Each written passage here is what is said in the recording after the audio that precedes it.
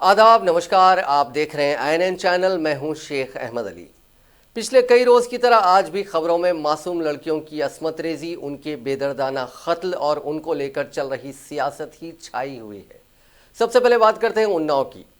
गुज़िश्ता जुमेरात को जिले उन्नाव के इलाके में असमत दरी की मुतासिरा को रेप के मुलजिमीन ने उसके बदन पर पेट्रोल डालकर जलाने की कोशिश की थी। इस वाक़े में मुतासिरा का 90% जिस्म झुलस गया था। उसकी नाजुक हालत को देखते हुए जिले अस्पताल से लखनऊ के ट्रॉमा सेंटर और फिर वहां से लखनऊ के ही सिविल अस्पताल में रिफर किया गया था। बाद में डॉक्टरों ने बेहतर इलाज के लिए मुतासिरा को दिल्ली के सफदरगंज अस्पताल में एयरलिफ्ट कराया था, लेकिन मुतासिरा जख्मों की ताब ना ला सकी और जुमे की देर रात उसने दम तोड़ दिया। वजीर आला योगी आदित्यनाथ ने मुतासिरा की मौत पर शदीद रंजो गम का इजहार किया और 2 वज़रा सोमी प्रसाद मौर्य व कमला रानी वरुण को मुतासिरा के अहले खाना से मुलाकात के लिए उन्नाव जाने की हिदायत दी। वजीर आला योगी आदित्यनाथ ने कहा कि मुलजिमों के खिलाफ फास्ट ट्रैक कोर्ट में मुकदमा चलाया जाएगा और उन्हें सख्त सजा दिलाई जाएगी। इस दरमियान मामले के खिलाफ यहाँ रियासती राजधानी लखनऊ में वाक़ बीजेपी दफ्तर के सामने एहतजाज कर रहे कांग्रेस कारकुनों पर पुलिस ने लाठीचार्ज किया, जिसमें कुछ अफराद जख्मी हो गए। कांग्रेस के तकरीबन 100 कारकुन बीजेपी दफ्तर के सामने इकट्ठा हुए और मरकजी व रियासती हुकूमत के खिलाफ नारेबाजी करने लगे। पुलिस ने पहले उन्हें पार्टी गेट से हटने को कहा और कारकुनान के बजिद रहने पर पुलिस ने लाठीचार्ज कर दिया। मुतासिरा के वालिद और चचा ने कहा कि उन्हें अपनी बच्ची के मरने की इत्तला सुबह अखबारों से मिली है। उन्होंने कहा कि उनके अहले खाना को हुकूमत से 1 रुपया भी नहीं चाहिए। सिर्फ रेप के हकीकी मुजरिमों और उसे जलाने वालों को फांसी दी जानी चाहिए या हैदराबाद पुलिस ने जिस तरह उनका एनकाउंटर कर दिया उसी तरह उनको अंजाम तक पहुंचाया जाना चाहिए। बीएसपी सुप्रीमो मायावती ने सुप्रीम कोर्ट से अपील की है कि खवातीन के खिलाफ जराइम रोकने के लिए मरकजी हुकूमत को सख्त कानून बनाने की हिदायत दी जाए। उन्नाव में असमत दरी मुतासिरा को मुलजिमों के जरिए जलाए जाने और कल देर रात दिल्ली के अस्पताल में उसकी मौत के बाद मायावती ने आज मीडिया नुमाइंदों से बात करते हुए कहा कि मरकजी हुकूमत खवातीन पर हो रहे मजालिम के तई क़तई संजीदा दिखाई नहीं दे रही है, लिहाजा सुप्रीम कोर्ट को इस मामले का खुद नोटिस लेना चाहिए और मरकजी हुकूमत को इस पर सख्त क़वानीन बनाने की हिदायत देनी चाहिए। बीएसपी सुप्रीमो ने कहा कि उत्तर प्रदेश की गवर्नर भी खातून है। वो आज उनसे उन्नाव के मामले में मिलना चाहती थी, लेकिन गवर्नर के किसी प्रोग्राम की वजह से बाहर होने से मुलाकात नहीं हो पाई। अब वो मीडिया के जरिए से अपनी बात गवर्नर तक पहुंचाना चाहती हैं। मायावती ने कहा कि गवर्नर के पास काफ़ी आईनी इख्तियारात होते हैं, वो चाहें तो उसका इस्तेमाल कर सकती हैं। साबिक वज़ीर आला ने कहा कि ऐसे तो पूरे मुल्क में खवातीन के साथ जुल्म हो रहा है, लेकिन उत्तर प्रदेश में तो हद ही हो गई। रोज़ कोई ना कोई हादसा पेश आता है। वजह सिर्फ ये है कि रियासती हुकूमत जराइम पेशा अफराद के खिलाफ कार्रवाई करने में नाकाम रही है।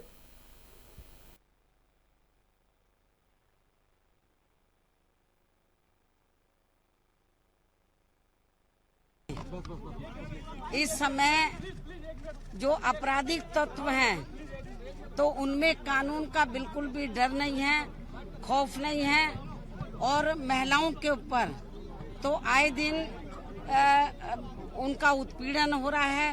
बलात्कार की घटनाएं अब आम हो गई हैं। तो उन्नाव की जो घटना है उसको लेकर हमारी पार्टी काफी दुखी है और एक महिला होने के नाते तो मैंने इस घटना को काफी गंभीरता से लिया है और पूरे देश के अंदर की इस किस्म की घटनाएं हो रही हैं और यूपी में तो अति हो गई है। इसलिए मैंने इस उत्तर प्रदेश में जो महिलाओं का उत्पीड़न बड़े पैमाने पर हो रहा है उसे गंभीरता से लेते हुए मैंने ये महसूस किया कि उत्तर प्रदेश की गवर्नर एक महिला है, तो महिला होने के नाते वो इस मामले को जरूर गंभीरता से लेंगी। तो आज मैं गवर्नर साहब से मिली और उनसे कहा कि आप एक महिला हैं, संवैधानिक पद पर आप बैठी हुई हैं। जब उत्तर प्रदेश में लॉ एंड ऑर्डर खराब है और जंगल राज चल रहा है और महिलाएं हमारी बिल्कुल सुरक्षित नहीं है, तो आपकी जिम्मेवारी बनती है कि आप जो आप संवैधानिक पद पर आप यहाँ पर आसीन हैं, तो आप अपनी जिम्मेवारी को ईमानदारी निष्ठा से निभाएं और मुख्यमंत्री जी को बुलाकर और यहाँ का जो पुलिस विभाग है तो उनसे भी बातचीत करके यहाँ पर लॉ एंड ऑर्डर सही होना चाहिए और महिलाएं हमारी सुरक्षित होनी चाहिए। और उनको लिखित में हमने एक चिट्ठी भी दी है और चिट्ठी में सब कुछ हमने लिखा है कि अब महिलाओं की सुरक्षा के लिए गवर्नमेंट को जरूर सख्त कदम उठाना है।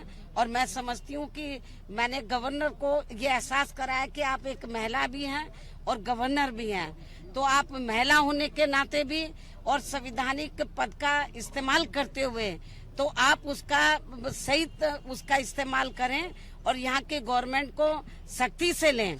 यदि वो लॉ एंड ऑर्डर को नहीं संभाल पा रहे हैं तो आप अपने संवैधानिक जिम्मेवारी को निभाएं तो ये ज्यादा बेहतर। कांग्रेस जनरल सेक्रेटरी व मशरकी उत्तर प्रदेश की इंचार्ज प्रियंका गांधी रेप मुलजिमीन की जानिब से जलाई गई मुतासिरा के अहले खाना से मिलने के लिए उन्नाव पहुंची।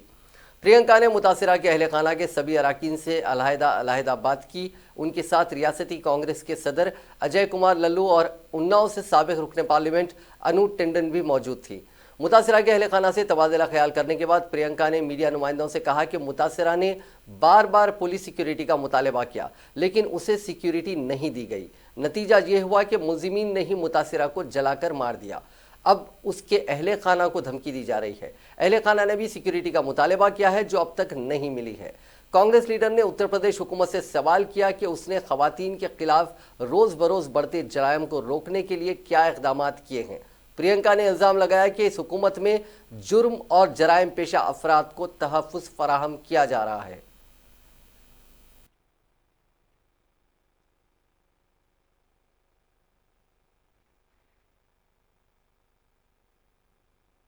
उत्तर प्रदेश में उन्नाव की भी घटना है, हैदराबाद की घटना को आप कैसे देखते हैं? देखिए, सरकार का कर्तव्य होता है कि कानून को कायम रखे और कानून व्यवस्था को कायम रखे।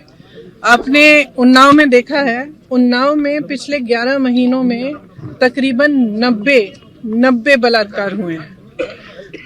जब ये पिछला हादसा हुआ उन्नाव का, आपने देखा कि क्या स्थिति थी। सरकार ने अपराधियों की सुरक्षा की अंत तक, जब तक उस महिला का पूरा परिवार नष्ट नहीं हुआ तब तक। आप सोच सकती हैं कि एक महिला के लिए इन परिस्थितियों में कितना मुश्किल होगा और कितना धैर्य होगा उनमें कि वो लड़ाई लड़ रही हैं। उन्नाव के बाद आपने मैनपुरी में देखा, संभल में देखा, अब उन्नाव में दोबारा एक हादसा हुआ है और वो लड़की भी इतने धैर्य से लड़ी है, इतनी हिम्मत से लड़ी है। किस तरह से महिलाएं विश्वास रखें सरकार में। और मुख्यमंत्री जी क्या कह रहे हैं, क्या कर रहे हैं, कौन सा एक्शन ले रहे हैं। जिम्मेदारी लें, ये पहचाने कि एक तरह से ये इस प्रदेश के लिए जहां पे महिलाओं पर जो अपराध हो रहा है वह नंबर 1 पे है पूरे देश में, एक तरह से एक इमरजेंसी सिचुएशन के तौर पर लेना चाहिए। और एक मेरा सुझाव है उनके लिए कि अपने ऑफिस में एक ऐसा सेल बनाएं जहां पे हर एसपी को, हर डिस्ट्रिक्ट के एसपी को वो नंबर दिया जाए कि जब एक महिला की कंप्लेंट आती है तो डायरेक्टली मुख्यमंत्री जी के ऑफिस में उसकी इत्तला करें और 24 घंटे के अंदर अंदर वो एफआईआर दर्ज हो, 24 घंटे के अंदर अंदर उस लड़की को सुरक्षा मिले। आप सुरक्षा दे रहे हैं अपराधियों को, तो ये राजनीतिक मामला नहीं है, ये महिलाओं के सुरक्षा का मामला है और इसको पूरी संजीदगी से लेना चाहिए। मैम, हैदराबाद की घटना को आप कैसे देखते हैं, क्योंकि आज जो वहाँ पे एनकाउंटर हुआ कुछ लोग कंडेम कर रहे हैं, कुछ लोग उसका सपोर्ट भी कर रहे हैं। देखिए, मैंने स्पष्ट कहा कि सरकारों का कर्तव्य ये होता है कि कानून व्यवस्था को लागू करें। अभी मुझे डिटेल्स नहीं मालूम कि वहाँ क्या हुआ क्या नहीं था, इसलिए उस पर टिप्पणी करना गलत होगा। आज तक जो बैठक हुई है क्या उन्नाव वाक़ये की मुखालिफत में उत्तर प्रदेश असेंबली के सामने धरने पर बैठे समाजवादी पार्टी के सरबराह अखिलेश यादव ने रियासती हुकूमत को बर्खास्त करने का मुतालबा करते हुए कहा कि रियासत में बेटियां महफूज नहीं हैं। एसपी सरबराह के साथ पार्टी के रियासती सदर नरेश उत्तम और साबिक वजीर राजेंद्र चौधरी भी मौजूद थे। अखिलेश यादव ने कहा कि रियासत में ना तो बेटियां महफूज हैं और ना ही उनकी सिक्योरिटी के तई हुकूमत संजीदा है। वज़ीर आला योगी आदित्यनाथ की हुकूमत बेटियों की नहीं सुनती है, हुकूमत बस बेटियों के बेहतर मुस्तकबिल के नारे लगाती है। साबिक वज़ीर आला ने कहा कि यह हुकूमत जब तक नहीं जाएगी बेटियों को इंसाफ नहीं मिल सकता। रियासत की बेटियों पर जुल्म बढ़ रहा है जिससे पूरे मुल्क में गम व गुस्सा है।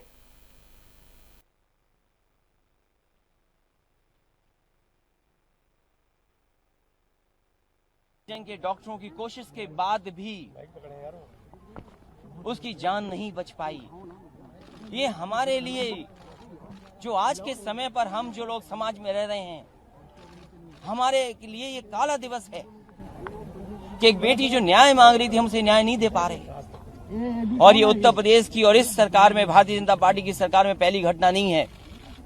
याद कीजिए वो समय जब मुख्यमंत्री आवास के सामने बेटी आकर करके अपने लिए न्याय मांग रही थी, न्याय नहीं मिला उसको, उसे आत्मदाह करने की कोशिश करनी पड़ी, तब जाकर के एफआईआर, उसके भी दोषी कोई है तो सरकार, क्योंकि सरकार की जानकारी में था।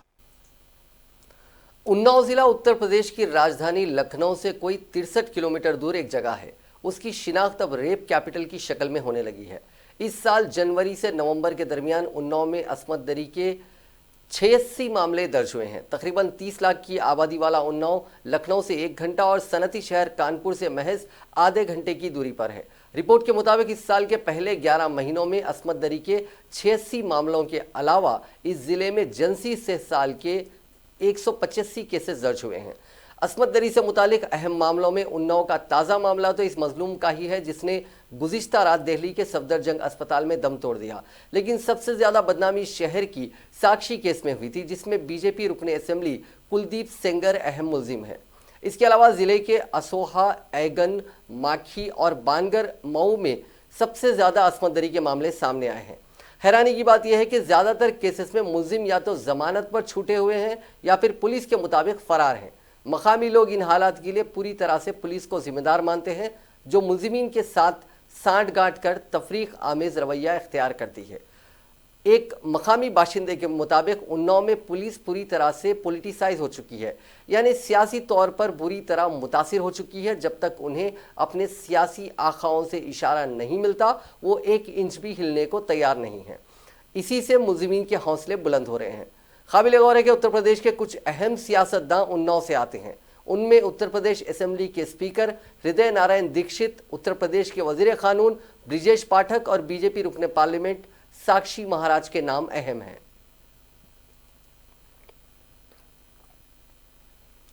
शादनगर के दिशा अस्मत दरी मामले में 4 मुलजिमीन के खिलाफ पुलिस एनकाउंटर में मारे जाने के एक दिन बाद हफ्ते के रोज कौमी इंसानी हकूक कमीशन यानी national human rights commission NHRC की टीम यहां पहुंची। इस कत्ल के मुलजिमीन के खिलाफ शादनगर पुलिस ने मामला दर्ज किया है। NHRC ने 4 मुलजिमीन के एनकाउंटर में मारे जाने का खुद नोटिस लेते हुए सीनियर पुलिस अफसर की क़यादत में एक खुसूसी टीम को तसादुम यानी एनकाउंटर के मकाम का दौरा और जांच करने के लिए यहां भेजा है। जुमे के रोज़ NHRC ने अपने डायरेक्टर जनरल इन्वेस्टिगेशन को हिदायत दी कि वो मामले की तहकीकात के लिए टीम को स्पॉट पर भेजे। उन्होंने कहा कि एनकाउंटर से जाहिर होता है कि पुलिस एहलकार जाए वक़ू पर मुलजिमीन के किसी भी अमल की वजह से पेश आने वाले नाखुशगवार वाक़े से बचने के लिए चौकस नहीं थे, जिसकी वजह से इन 4 मुलजिमीन हलाक हो गए। इस टीम ने महबूबनगर सरकारी अस्पताल का भी दौरा किया, जहां 4 मुलजिमीन की लाशें महफूज रखी गई हैं। तेलंगाना हाईकोर्ट के हुक्म पर इन लाशों को अस्पताल में महफूज रखा गया है। कमीशन ने तेलंगाना पुलिस को एक नोटिस जारी करके एनकाउंटर के सिलसिले में वजाहत भी तलब की है। कमीशन ने कहा कि 26 बरस से कम उम्र के 4 मुलजिमीन का पुलिस हिरासत के दौरान मुबैना तौर पर एनकाउंटर में मारा जाना फिक्र का मौजू है। कमीशन ने कहा कि अगर गिरफ्तार किए गए मुलजिमीन हकीकत में कसूरवार थे तो उन्हें कानून और अदालत के हुक्म के मुताबिक सज़ा मिलनी चाहिए थी। इधर एनकाउंटर के सिलसिले में साइबराबाद पुलिस ने कहा कि पुलिस एहलकार ने उस वक्त अपने दिफा में गोली चलाई थी जब 4 में से 2 मुलजिमीन ने पुलिस एहलकार से हथियार छीनकर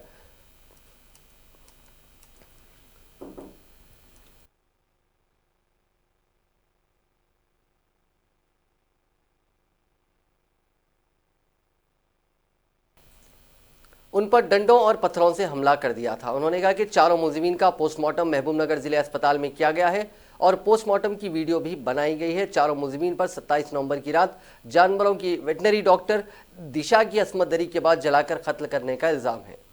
सभी मुलजिमीन को इस मामले में 29 नवंबर को गिरफ्तार किया गया था। वाक़े की सही मालूमात हासिल करने के लिए पुलिस जुमे की सुबह मुलजिमीन को जाए वाक़या शादनगर के नज़दीक चट्टानपल्ली गाँव ले गई थी। वहाँ इनकाउंटर के दौरान पुलिस ने 4 मुलजिमीन को हलाक कर दिया। इस इनकाउंटर के सिलसिले में सवाल भी उठ रहे हैं और इसी तनाजुर में यहाँ NHRC की एक टीम जांच के लिए पहुंची है।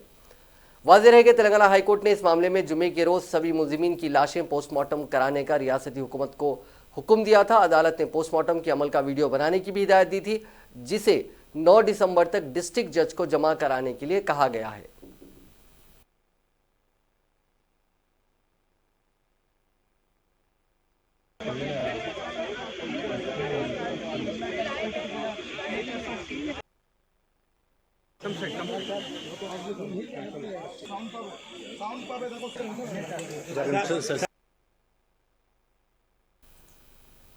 हैदराबाद में असमत दरी के मुलजिमीन को पुलिस मुठभेड़ में जिस तरह मारा गया, उससे पूरा समाज तकसीम हो गया है। समाज का एक बड़ा तबका इन मुलजिमीन के मारे जाने पर जश्न और खुशियां मना रहा है।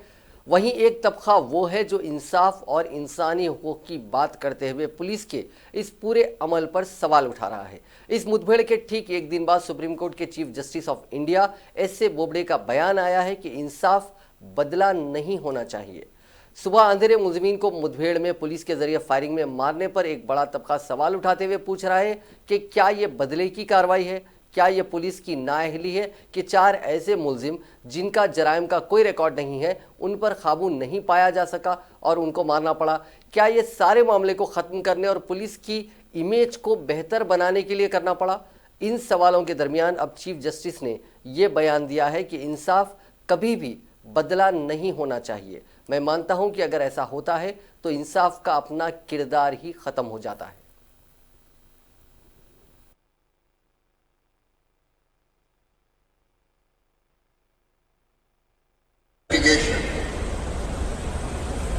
Recent events in the country have sparked off the old debate with new vigor. There is no doubt that the criminal justice system must reconsider its position, must reconsider its attitudes towards time, towards laxity, and towards the eventual time it takes to dispose of a criminal matter. But I don't think justice can ever be and ought to be instant. And justice must never ever take the form of revenge. I believe justice loses its character of justice if it becomes revenge.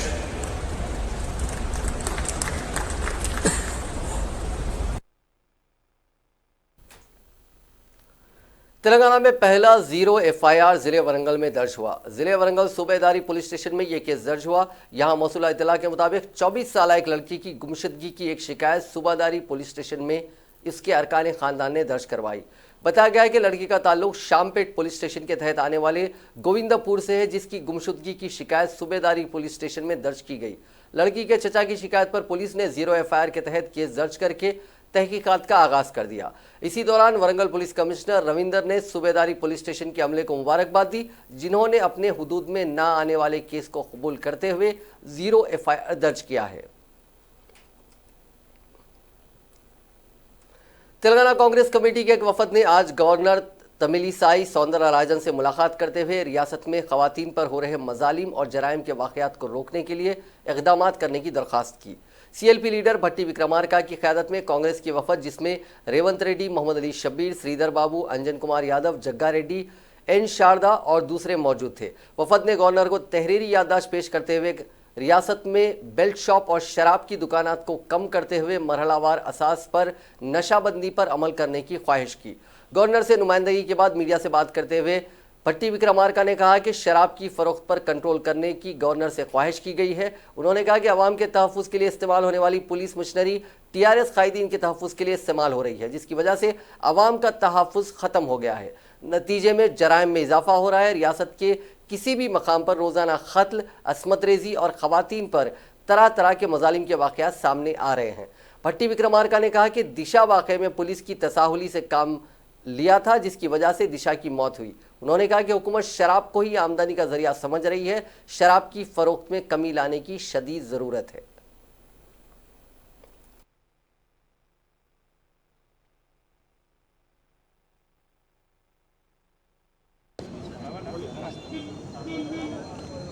ये जो state में women के ऊपर जो atrocity चल रहा, ये पूरा तमाम ये लिकर के वजह से ज़्यादा हो रहा है। जो लिकर सेल्स में जो गवर्नमेंट इतना कॉन्सेंट्रेट करके बेल्ट शॉप्स, परमिट रूम्स और शॉप्स ऑन द रोड्स ज़्यादा देख के 10,000 से ज़्यादा 4 साल में वो 20-21-22 हज़ार करोड़ों के ऊपर उसके ऊपर रेवेन्यू लाने के लिए कोशिश करा, उसमें उन्हें सक्सेस भी हुआ। मैं ये बोलना चाहता हूँ ज़्यादा ये लिकर बेचने में दो youth of the state is getting addicted to the liquor and it is causing so many problems and crime rate high. So we requested the governor to see to that वो liquor control करना, belt shops control करना और permit rooms ban करना, belt shops निकालना और road के ऊपर जो भी शॉप है उसको भी बंद कर देना। और एक ये जो पुलिस वाला जो जिसके लिए रखा है तो आम आदमी के लिए उसका धन मान प्राण रक्षा करने के लिए रखा, मगर ये स्टेट में 4 साल 5 साल से पूरा पुलिस को TRS फंक्शनरीज के लिए काम करा रहे हैं। इसके लिए भी क्राइम बढ़ रहा है। इसके लिए ये दोनों के ऊपर गवर्नर साहब कॉन्सेंट्रेट करके एक्शन लेने के लिए हम रिप्रेजेंटेशन दिया। गवर्नर साहब क्या बोले? गवर्नर साहब ये दोनों के ऊपर बराबर एक्शन ले लेंगे, हम एग्जामिन करके ले लेंगे बोल के बता दें। Thank you. रियासती काबीना का इजलास 11 दिसंबर को मुनक्किद होगा। जराये के मुताबिक प्रगति भवन में चीफ मिनिस्टर चंद्रशेखर राव की सदारत में 11 नवंबर की शाम काबीना का इजलास मुनक्किद होने वाला है। जराये ने मजीद बताया कि इसी दिन सुबह में चीफ मिनिस्टर 11 बजे दिन सिद्दीपेट जिले के मुलुक में तामीर करदा तेलंगाना फॉरेस्ट कॉलेज और हॉर्टिकल्चरल यूनिवर्सिटी का इफ्तिताह करेंगे। तमिलनाडु के मेटापालयम में वहां की हुकूमत ने forest college and research institute कायम किया है। इसी इंस्टीट्यूट से तमिलनाडु से ताल्लुक रखने वाले 120 उम्मीदवार IFS के लिए मुंतखब हुए हैं। तमिलनाडु हुकूमत के इस इक़दाम की तखलीद करते हुए रियासती हुकूमत ने भी तेलंगाना के तुलबा को IFS के लिए तैयार करने साल 2016 में Telangana forest college and research institute के क़याम अमल में लाया था। इस कॉलेज के लिए मुल्क में आलीशान इमारत की तामीर अमल में लाई गई है, जिसका चीफ मिनिस्टर 11 दिसंबर को इफ्तिताह करेंगे। इसके अलावा हुकूमत ने हॉर्टिकल्चर की तरक्की और रिसर्च के लिए मुल्क में हॉर्टिकल्चर यूनिवर्सिटी भी कायम की है। चीफ मिनिस्टर यूनिवर्सिटी की इमारत का भी इफ्तिताह करेंगे। इस तकरीब में वजीर जंगलात इंदिरा करण रेड्डी, वजीर सेहत ईटला राजेंद्र और वजीर फाइनेंस T हरीश राव भी शिरकत करेंगे। वज़ीर आला के चंद्रशेखर राव ने मरकजी हुकूमत की माशी पॉलिसियों को सख्त तनकीद का निशाना बनाते हुए कहा कि मरकज़ मुल्क में मंदी के असर की नफ़ी कर रहा है, जो कि हकीकत से काफ़ी उलट है। वज़ीर आला के चंद्रशेखर राव ने आज प्रगति भवन में एक इजलास मुनक्किद करते हुए रियासत की माशी सूरत हाल का जायजा लिया। इस इजलास में chief advisor Rajeev Sharma, special chief secretary Somesh Kumar, principal secretary finance Ramakrishna Rao, CMO principal secretary Narasimha Rao, special secretary Bhupal Reddy और दीगर ओहदेदारों ने शिरकत की। इजलास के बाद मीडिया को जारी एक प्रेस रिलीज में बताया गया है कि माली साल 2019-20 में टैक्स शेयरिंग के तहत तेलंगाना को मरकज़ की जानिब से 19,719 करोड़ रुपए दिए जाने थे, जिसका बजट में बाज़ाब्ता ऐलान भी किया गया। पिछले साल ये रकम 18,560 करोड़ रुपए थी, यानी इस साल तेलंगाना को 6.2% जायद रकम मिलना था। लेकिन पिछले 6 महीनों में तेलंगाना को मरकज़ की जानिब से सिर्फ 10,304 करोड़ रुपए ही मिले। इस मालियाती साल यानी पिछले 8 महीनों में तेलंगाना को मरकज़ की तरफ से सिर्फ 10,528 करोड़ रुपए ही दिए गए, यानी जहां तेलंगाना को इस साल 700 करोड़ रुपए की जायद रकम मुतवक्को थी, वहीं पिछले साल के मुकाबले 924 करोड़ रुपए रकम कम मिली। वज़ीर आला चंद्रशेखर राव ने मरकजी वज़ीर फाइनेंस निर्मला सीतारामन को एक चिट्ठी लिखकर तेलंगाना के बकायाजात फौरी जारी करने का मुतालबा किया। इस इजलास में जहां मरकज़ की माशी पॉलिसियों पर तनकीद की गई, वहीं वज़ीर आला ने सभी डिपार्टमेंट्स को अपना खर्च कम करने की भी हिदायत दी। KCR अगले 5 से 6 दिनों में दिल्ली का दौरा करके वज़ीर आज़म नरेंद्र मोदी और फाइनेंस मिनिस्टर निर्मला सीतारामन से मुलाकात करने वाले हैं, ताकि उन्हें रियासत की माशी सूरत हाल से वाकिफ करवाया जा सके। Animal husbandry minister Talasani Srinivas Yadav ने कहा है कि RTC मुलाजमीन और उनके अरकान खानदान की फलाह व बहबूद के इक़दामात पर हुकूमत पाबंद अहद है। शहर के वेस्ट मार्केटपल्ली में उनकी रिहाइश गाह पर RTC हड़ताल के दौरान मुख्तलिफ वजूहात से फौत होने वाले RTC मुलाजमीन के खानदानों को माली इमदाद के चेक और मुलाजिमत के तकर्रुरनामे हवाले किए गए। इस मौके पर रियासती वज़ीर ने याद दिलाया कि चीफ मिनिस्टर केसीआर ने कहा था कि वो आरटीसी को मुनाफा बख्श बनाने के लिए इकदाम करेंगे। आरटीसी मुलाजिमीन को इस बात का भी तयक़ुन दिया गया है कि हुकूमत उन्हें अपने खानदान की तरह देखभाल करेगी। मुतवफ़ी आरटीसी मुलाजिमीन के खानदानों में से किसी एक फ़र्द को मुलाजिमत और 2 लाख रुपए की माली इमदाद फराहम करने का वादा पूरा करने के ज़िम्मन में रानीगंज 2 डिपो से ताल्लुक़ रखने वाले कंडक्टर सुरेंद्र गौड़ के फर्जन को आरटीसी कांस्टेबल की मुलाजिमत के साथ 2 लाख रुपए की माली इमदाद, ड्राइवर जयराज की अहलिया रेणुका को कंडक्टर की मुलाजिमत और 2 लाख रुपए की माली इमदाद फराहम की। इस प्रोग्राम में Raniganj depot manager Bhim Reddy, controller और अमले ने शिरकत की। वज़ीर ज़राअत सिंगी रेड्डी निरंजन रेड्डी ने कहा है कि चंद्रशेखर राव हुकूमत के स्कीमात की मरकजी हुकूमत नकल कर रही है। कामारेड्डी जिले में खिताब करते हुए वज़ीर ज़राअत ने कहा कि मुल्क भर में किसानों की तरक्की और बहबूद की सबसे ज़्यादा इक़दाम तेलंगाना रियासत में अंजाम दिए जा रहे हैं। उन्होंने कहा कि किसानों को माली मदद फराहम करने के लिए रैतु बंधु स्कीम शुरू की गई है। नरेंद्र मोदी हुकूमत ने इंतखाबात से कबल तेलंगाना की रैतु बंधु स्कीम की नकल करते हुए कौमी सतह पर किसानों को माली इमदाद फराहम करने की एक स्कीम मुतारिफ की, लेकिन ये स्कीम तेलंगाना की रैतु बंधु स्कीम के सामने मुतासिरकुन नहीं है। उन्होंने कहा कि कालेश्वरम प्रोजेक्ट और रियासत के दीगर प्रोजेक्ट में इस साल पानी की काफ़ी मकदार है। मिशन काकतिया और आपाशी प्रोजेक्ट्स की वजह से हर साल रियासत में ज़्यादा से ज़्यादा काश्त हो रही है। गुज़िश्ता 2 सालों से ज़राई फसल में इजाफे के पेश नज़र हुकूमत ने बड़े पैमाने पर गोदाम तामीर किए हैं। रियासत में फिल वक्त 21 लाख मीट्रिक टन गुंजाइश वाले 332 गोदामों को तामीर किया गया है। उन्होंने कहा कि किसानों के लिए 24 घंटे मुफ्त बरक़ी सरबराह की जा रही है। वज़ीर-ए-आज़म नरेंद्र मोदी भी अपनी रियासत गुजरात में किसानों के लिए 24 घंटे मुफ्त बरक़ी सरबराह नहीं कर सके। क़ब्ल अज़ीम वज़ीर उमूर मुक़न्नना वी प्रशांत रेड्डी ने कहा कि गुज़िश्ता 5 साल के दौरान ज़िले निज़ामाबाद में 3 करोड़ 75 लाख मछलियों के बच्चों को पानी में छोड़ा गया। मछेरों को माशी तौर पर आगे ले जाने के लिए छोटी मछलियों को मुफ्त सरबराह किया जा रहा है। वज़ीर फाइनेंस टी हरीश राव ने कहा है कि माजूरीन की फलाह व बहबूद के लिए रियासती हुकूमत कई इक़दामात कर रही है।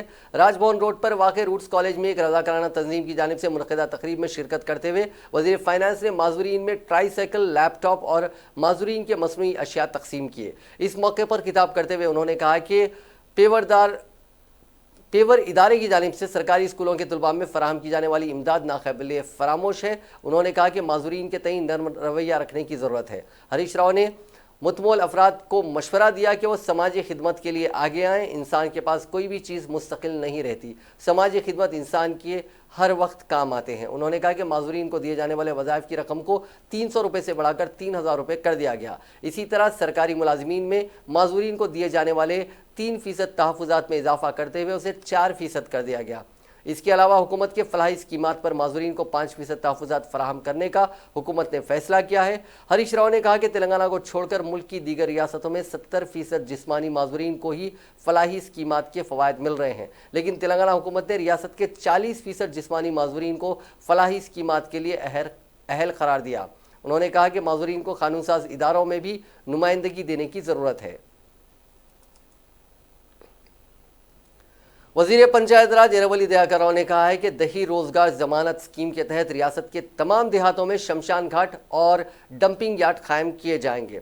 दही रोजगार स्कीम की अमलावरी पर आज एक आला सतही इजलास मुनक़िद किया गया। इजलास में बताया गया कि मालियाती साल 2019-20 के मैंडेज हुकूमत ने 12 करोड़ मैंडेज की मंजूरी दी थी, जिसकी उजरत 1800 करोड़ रुपए होती है। अब तक 9 करोड़ 77 हज़ार मैंडेज मुकम्मल हो चुके हैं, जिसके तहत 38 लाख 80 हज़ार अफराद को रोज़गार फराहम किया गया।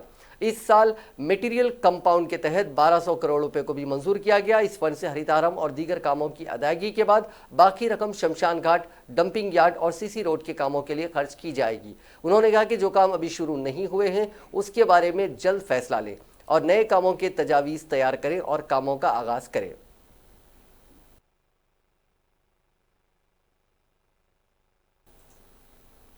नाजरीन, आज के इस न्यूज़ बुलेटिन में बस इतना ही। देखते रहिए INN चैनल।